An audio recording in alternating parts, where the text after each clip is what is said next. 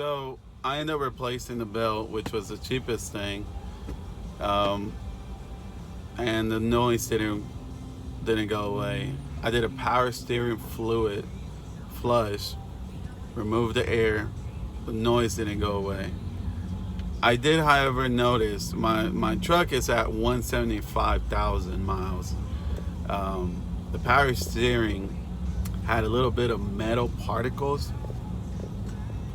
That being said, I was kind of thinking maybe I do need to replace the power steering and the noise will go away.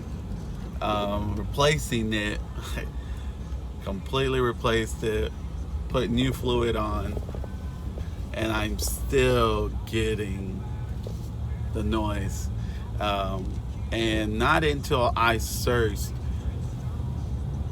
new belt, new power steering pump, it's when I noticed everyone talking about the idler pulley. And I wish I would have learned about that prior to doing all that work.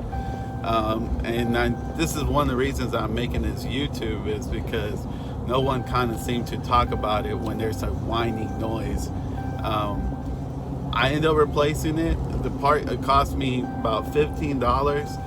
It took like 5 minutes to replace, and I'll let you be the judge to see how the noise turned out.